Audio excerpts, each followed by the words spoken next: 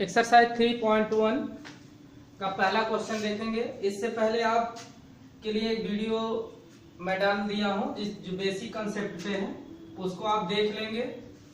और ये देखिए पहला क्वेश्चन। पहले क्वेश्चन में क्या है, पहला नंबर आव्यूह की कोटि बताना है आपको। तो आव्यूह की कोटि के लिए आपको पता है कि सबसे पहले हम देखते हैं कि पंक्ति गुणे स्तंभ, यानी पंक्ति लिखते हैं और क्रॉस करके स्तंभ लिखते हैं। पंक्तियां कितनी है देखिए, पंक्तियों को काउंट करने के लिए क्षैतिज लाइन काउंट करते हैं। देखिए 1 2 और 3 इस तरीके से देख लेंगे हम। जो इस तरीके से क्षैतिज होगा उसको हम पंक्ति बोलेंगे। तो आव्यूह के कोड के लिए सबसे पहले पंक्ति लिखते हैं। तो कितनी पंक्तियां हैं इसमें 3, तो इसके जगह पे हम 3 लिख देंगे। और कोटि कितनी है, सॉरी कोटि के लिए पंक्ति हो गई। स्तंभ कितने हैं देखिए, जो इस तरह से ऊर्ध्वाधर लाइन दी गई होती है उसी को हम क्या करते हैं, कोटि बोलते हैं। तो कितने हो गए 1 2 3 4। तो कोटि कितने, इसकी कोटि कितनी हो जाएगी 3 into 4। सेकेंड क्वेश्चन देखिए, अवयवों की संख्या। अवयवों की संख्या का मतलब इसमें जितने एलिमेंट हैं इनको चाहो तो आप अलग अलग से भी काउंट कर सकते हो, या तो डायरेक्ट आपको कोटि दिया गया हो तो अवयवों की संख्या का निकालने के लिए संख्या को दोनों का मल्टीप्लाई कर लेते हैं, दोनों का गुणा कर लीजिए। तो 3 4 जा 12, यानी 3 चौका 12 हो गया। तो 12 अवयव इसमें हो गए। अब देखिए इसमें पूछ रहा है जो थर्ड क्वेश्चन है A13, इसका मतलब आपको बता दें। देखिए जब कभी भी कोटि लिखते हैं तो सबसे पहले हम पंक्ति लिखते हैं, उसके बाद स्तंभ लिखते हैं। उसी तरीके से A13 का मतलब होता है जो पहले रहेगा वो पंक्ति होगी और जो बाद में रहेगा वो स्तंभ होगा। यानी ये 13 अवयव क्या है, पहली पंक्ति का तीसरा स्तंभ। तो पंक्ति पहली ये हो गई और स्तंभ इसमें हमें तीसरे नंबर पे जाना है। तो 1 2 3, तो पहली पंक्ति का तीसरा स्तंभ क्या हो गया 9 10। तो यहाँ पे हम क्या लिख देंगे 9 10। सेकेंड क्वेश्चन इसमें देखिए, इसके सेकेंड में दिया है A21, यानी दूसरी पंक्ति पहला स्तंभ A21। इसका मतलब हुआ कि दूसरी पंक्ति का पहला स्तंभ। तो पंक्ति दूसरी ये हो गई और इसका पहला स्तंभ ये हो गया, यानी 35। उसी तरह से ये 3 3 निकालना है, यानी तीसरी पंक्ति तीसरा स्तंभ, तीसरी पंक्ति ये हो गई और इसका तीसरा स्तंभ -5 हो गया। तो यहां से लिख दिया हमने -5। और A24 क्या हो गया, दूसरी पंक्ति चौथा स्तंभ, दूसरी पंक्ति पहला दूसरा तीसरा चौथा स्तंभ, यानी 12। इसी तरीके से A23 है, यानी दूसरी पंक्ति तीसरा स्तंभ, दूसरी पंक्ति का तीसरा स्तंभ 5/2, तो ये हो गया 5/2। तो इस तरीके से आप क्वेश्चन फर्स्ट को सॉल्व कर लेंगे। अब क्वेश्चन सेकेंड देख लीजिए। क्वेश्चन सेकेंड में है क्या, क्वेश्चन सेकेंड में पूछा जा रहा है यदि किसी आव्यूह में 24 अवयव है, यानी 24 अवयव है, तो उसकी संभव कोटियां क्या हैं। यदि इसमें 13 अवयव हों तो कोटियां क्या होंगी। तो सबसे पहले देखिए, अगर किसी पंक्ति में 24 अवयव, कितने अवयव 24 अवयव, यानी इसके अंदर जो एलिमेंट है वो कितने हैं 24 है। तो इनकी संभव कोटियां बताइए। देखिए संभव कोटि बताने के लिए नॉर्मल तरीके से इसका आप फैक्टर देख लीजिए। फैक्टर देखने के लिए यहाँ देख लीजिए, ये 28 कितने तरीके से हम मल्टीप्लाई करें तो 28 हो सकता है, यानी 1 into 24। अगर एक में 24 से मल्टीप्लाई कर दिया जाए तो भी ये 24 होगा। तो इसकी एक संभव कोटि यह भी हो सकती है कि उसकी पंक्तियां हम 1 बना दें और स्तंभ 24 कर दें, यानी 1 और 24 का हम ले लें। या तो पंक्तियों की संख्या को 24 कर दिया जाए और स्तंभ केवल 1 हो जाए, यानी इस तरीके से लिख सकते हैं। इसको लिखने के लिए पंक्तियों की संख्या 24, सॉरी स्तंभ को लिखने के लिए इसको स्तंभों की संख्या बिल्कुल, पंक्तियों की संख्या बिल्कुल 1 हो, इसी को लिखेंगे हम 24 वाले को 24। इसमें 24 एलिमेंट इस तरीके से लिख देंगे। पंक्तियां हो गई सब इस तरीके से काउंट कर लेंगे आप 24 और स्तंभ हो जाएगा आपका 1। और इसको जब करना होगा तो हम इस तरीके से बना लेंगे, हॉरिजॉन्टल लाइन लिख देंगे। एक और हो सकती है इसकी कोड, यानी 3 into 8, पंक्ति को 3 कर दिया जाए, स्तंभ को 8 कर दिया जाए, तभी इसमें 24 अवयव आ जाएंगे। या तो पंक्ति को 8 कर दिया जाए, स्तंभ को 3 कर दिया जाए, तभी अवयव इसमें 4 आ जाए, 24 आ जाएंगे। या तो पंक्तियों को 6 कर दिया जाए, स्तंभों को 4 कर दिया जाए, तब भी अवयव 24 हो जाएंगे, या तो स्तंभों को पंक्तियों को 4 कर दिया जाए और स्तंभों को 6 कर दिया जाए तो भी ये 24 हो जाएगा। तो इसकी ये सारी जो ये दिए गए हैं, ऑर्डर दिए गए हैं, ये कोटियां इसकी 24 अवयवों की संभव। लेकिन जब विषम संख्या हो जाए तब क्या होगा? जैसे इसमें केवल आप पंक्ति और स्तंभ के रूप में ही व्यक्त कर सकते हैं। तो अगर 13 अवयव कर दिया जाए, अवयव की संख्या को 13 कर दिया जाए तब क्या होगा? तो जब अवयव 13 हो जाएंगे तो इसकी 2 ही संभव कोटियां, यानी कभी भी जब कोई विषम संख्या आ जाएगी तो उसकी संभव कोटियां केवल 2 हो सकती हैं। एक, इसकी पंक्तियों को 1 कर दिया जाए, स्तंभों को 13 कर दिया जाए, या स्तंभों को 13 कर दिया जाए, पंक्तियों को 13 कर दिया जाए, स्तंभों को 1 कर दिया जाए। तो इस तरीके से जो क्वेश्चन सेकंड था उसमें 24 अवयव लेंगे तो संभव कोटियां 1 और 24 होगी, 24 1 होगी, 3 8 होगी, 8 3 होगी, 6 4 होगी और 4 6 हो सकती है। और अगर 13 अवयव कर दिया जाए तो संभव कोटियां 1 और 13 तथा 13 और 1 ही होंगे। तो ये क्वेश्चन हमारा सेकंड रहा। क्वेश्चन थर्ड देख लेते हैं। यदि किसी आव्यूह में 18 अवयव, सेम इसी तरीके से थर्ड क्वेश्चन को देख लीजिए। अगर अवयवों की संख्या 18 कर दिया जाए, क्वेश्चन थर्ड, यदि अवयवों की संख्या 18 अवयव है, यानी 18 एलिमेंट हो, 18 अवयव, 18 अवयव हो, तब इसकी संभव कोटियां क्या होंगी? तो उसी तरीके से इसका फैक्टर कर लेंगे, वो भी केवल 2 के ऑर्डर में। यहाँ देखिए 1 गुणे 18 कर दिया जाए, यानी पंक्ति 1 कर दिया, 18 स्तंभ कर दिया जाए, तब भी अवयवों की संख्या 18 रहेगी, क्योंकि हमें कुल मिला के 18 अवयव ही रखना है। अगर 18 गुणे 18 पंक्तियां कर दी जाए, 1 स्तंभ कर दिया जाए, तभी अवयवों की संख्या 18 ही रहेगी। और इसको अगर 2 गुणे 9 में कर दिया जाए, यानी पंक्ति 2 स्तंभ 9, तभी 18 होगा, या 9 पंक्ति और 2 स्तंभ कर दिया जाए तभी 18 होगा।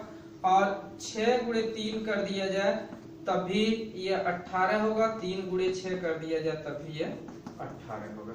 तो यह जो बन रहे हैं यह सभी क्या है? इसकी संभव कोटियां हैं। कब? 18 होने पर।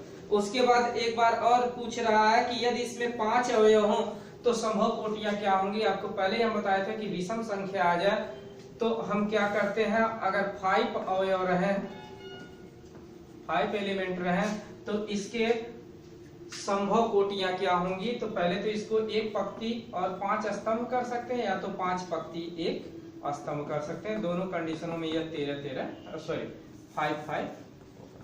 तो इस तरह से क्वेश्चन, ये क्वेश्चन थर्ड था। अब क्वेश्चन फोर्थ देख लीजिए।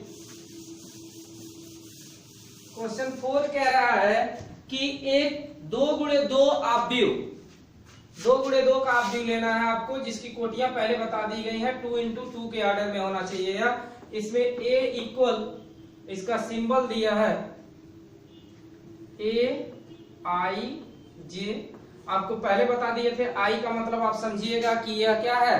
पंक्ति है, और J का मतलब समझिएगा आप आव्यूह है। की रचना कीजिए जिसमें अवयव निम्नलिखित प्रकार से प्रदत्त हैं। यानी पहला क्वेश्चन इसमें से बता दे रहा है, जो बचे हुए 2 क्वेश्चन होंगे उसको आप खुद कर लेंगे, कोई डिफिकल्ट क्वेश्चन नहीं है। यहाँ I और J करना है, और इक्वल यहाँ लिखना है I प्लस J बाई 2, इसका होल स्क्वायर हम कर लेंगे। अब देखिए इस क्वेश्चन में हम करेंगे क्या, 2/2 के ऑर्डर में होना चाहिए, यानी पंक्ति 2 होनी चाहिए और स्तंभ भी 2 होने चाहिए। तो आप क्या करेंगे, A1 1, यानी पहली पंक्ति पहला स्तंभ, यानी I की जगह पे हमने पहली पंक्ति ले लिया है और J की जगह पे पहला स्तंभ ले लिया है। तो यह क्या हो जाएगा हमारा, I का वैल्यू 1 और J का वैल्यू 1, इसका स्क्वायर कर दीजिए, बाई 2 कर दीजिए। 1 और 1 2 हो जाएगा, 2 का स्क्वायर 4 हो जाएगा, बाई 2 हो जाएगा, 2 से 2 कैंसिल करेंगे, कितना आ जाएगा आपका 2। अब देखिए पहली पंक्ति दूसरा स्तंभ कर लीजिए।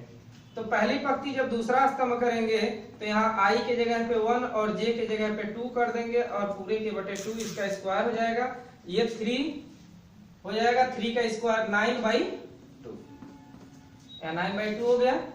उसके बाद A देखिए पहली पंक्ति और ये पहली पंक्ति में ही पहला स्तंभ और दूसरा स्तंभ, दो स्तंभ हो गए, दो से ज्यादा आपको स्तंभ नहीं लिखना है। तो अब यहाँ 2 से ज्यादा नहीं लिख सकते।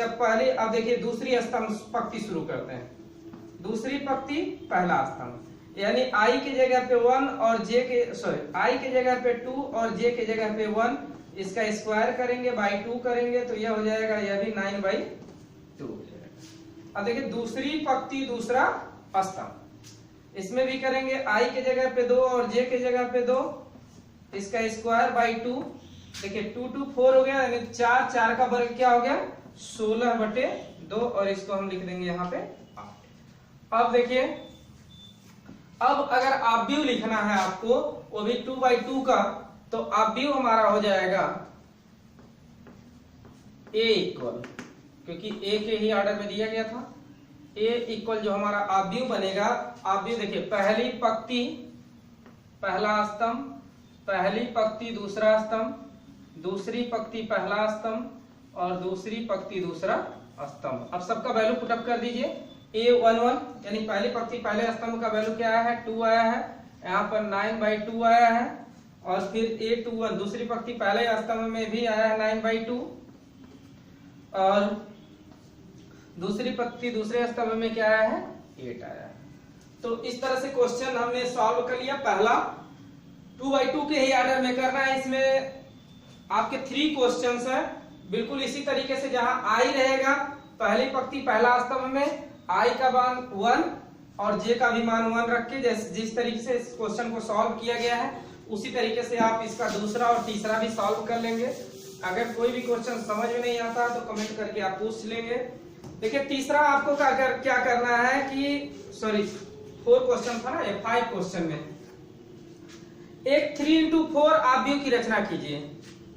3x4 के ऑर्डर में करना है, वही क्वेश्चन जो 2/2 के ऑर्डर में करना था, यहाँ 3/4 के ऑर्डर में करना है। और यहाँ aij इसका सिंबल जो दिया है वो 1/2 mod -3i plus j।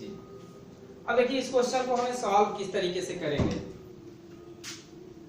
3x4 के ऑर्डर में है, यानी पंक्तियां 3 होनी चाहिए और स्तंभ क्या होने चाहिए 4 होने चाहिए। तो सबसे पहले a11 निकालेंगे, तो 1/2 i की जगह पे 1 रख देंगे, तो 1 का मल्टी -3 × 1 प्लस j की जगह पे 1। अब ये हो जाएगा 1/2 और देखिए 2 या -2 हो गया, -3 हो गया और +1 हो गया, तो इंटू -2 यहाँ पे बचेगा, 2 से 2 कैंसिल हो जाएगा, आएगा वैल्यू -1। अब a12 यानी पहली पंक्ति दूसरा स्तंभ में हम देखेंगे 1/2 -3 × 1 + 2।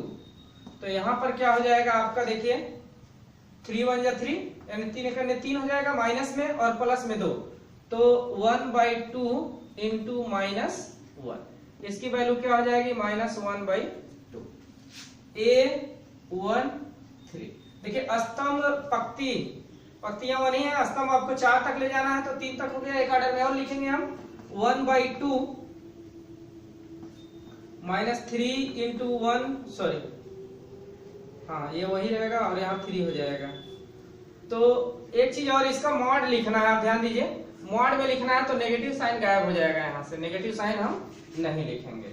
अब क्या करेंगे, इसमें माइनस में -3 है और +3 0 हो जाएगा, और 0 में किसी नंबर से मल्टीप्लाई करते हैं तो उसका 0 हो जाता है। a1 और 4, क्योंकि स्तंभ 4 तक जाना है तो स्तंभ j की जगह पे हम क्या लिखेंगे 4 बार लिखेंगे इसको, तो 1/2 -3 × 1 + 4। तो यह क्या हो जाएगा, यहाँ ये 3 माइनस हो जाएगा 4 में से, तो 1 बचेगा, यह हो जाएगा आपका 1/2। तो इस तरीके से हमने पहली पंक्ति के सभी अवयवों को निकाल दिया, 1 से लेकर के पहली पंक्ति में पहली पंक्ति का पहला स्तंभ, पहली पंक्ति का दूसरा स्तंभ, पहली पंक्ति का तीसरा स्तंभ, पहली पंक्ति का चौथा स्तंभ। इसी तरीके से अब आपको करना क्या होगा इस क्वेश्चन में, दूसरी पंक्ति का पहला स्तंभ, दूसरी पंक्ति का दूसरा स्तंभ, दूसरी पंक्ति का तीसरा स्तंभ, दूसरी पंक्ति का चौथा स्तंभ। यहाँ आई की जगह पे 1 रख लेंगे और आई की जगह पे 2 रख लेंगे, जे की जगह पे 1 रखेंगे, फिर आई की जगह 2, जे की जगह पे 2, और फिर आई की जगह पे 2, जे की जगह पे 3, आई की जगह पर 2 और जे की जगह पे 4। इसी तरीके से आप वैल्यू फाइंड आउट कर लेंगे और जब सारे क्वेश्चंस निकल आप सबकी वैल्यू आप निकाल लेंगे, उसके बाद आप इस तरीके से एक आप व्यू ले लेंगे जिसमें पहली पंक्ति का पहला स्तंभ, पहली पंक्ति का दूसरा स्तंभ, पहली पंक्ति का तीसरा स्तंभ, पहली पंक्ति का चौथा स्तंभ, ये सारे वैल्यू पहली लाइन में पुटअप कर देंगे। यह जो वैल्यू निकालेंगे दूसरी पंक्ति का, जिस तरीके से हम सॉल्व किए हैं उसी तरीके से सॉल्व करके उसको पहली पंक्ति का दूसरी पंक्ति का पहला, दूसरी पंक्ति का दूसरा, दूसरी पंक्ति का तीसरा और दूसरी पंक्ति का चौथा। यहाँ तीसरी पंक्ति का पहला, तीसरी पंक्ति का दूसरा, तीसरी पंक्ति का तीसरा और तीसरी पंक्ति का चौथा। यहाँ तीसरी पंक्ति का चौथी पंक्ति का पहला, पंक्तियां 3 ही लिखनी है ना, तो 3 पंक्तियां हो गई आपकी।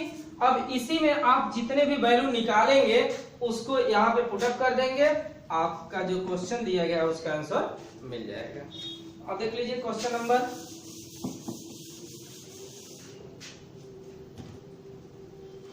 6।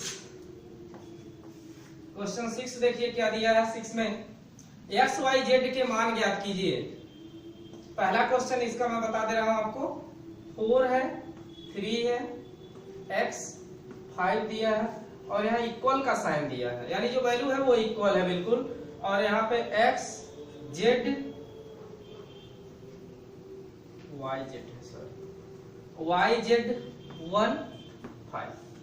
अब क्या करेंगे आप इसमें, इस क्वेश्चन को सॉल्व करने के लिए देखिए ये इक्वल का साइन यहाँ दिया गया, यानी 4 के प्लेस पे क्या है y है, तो y इक्वल आप क्या लिख लेंगे 4 लिख लेंगे। फिर उसके बाद देखिए 3 के प्लेस पे क्या है z है, तो यहां से z की वैल्यू क्या निकल जाएगी 3, और x के प्लेस पे 1 है तो x की वैल्यू क्या निकल जाएगी 1 निकल जाएगी। तो इस तरह से ये क्वेश्चन सॉल्व हो गया। आपको इसमें कुछ करना नहीं था, क्वेश्चन में बहुत इजी क्वेश्चन था। इसी का आप देख लीजिए 6 का ही दूसरा क्वेश्चन आपको बता दे रहा है, दूसरा आप कर लीजिएगा, तीसरा क्वेश्चन बता रहा है, थोड़ा सा आपको हो सकता है डिफिकल्ट लगे, डिफिकल्ट है नहीं question. x plus y plus z और x प्लस जेड और यहां दिया है y प्लस जेड इक्वल क्या दिया है, ये गिवन है 9 5 और 6। अब क्या करना है इस क्वेश्चन में आप देख लीजिए,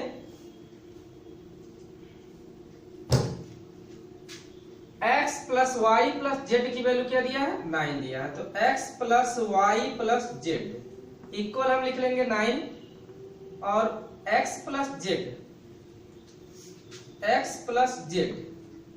इक्वेशन 1 बना लीजिए, और x प्लस जेड की वैल्यू आप क्या है 5 गिवन है, और y प्लस जेड की वैल्यू जो है वो कितनी दी गई है, y प्लस जेड की वैल्यू आपका इसमें 7 है।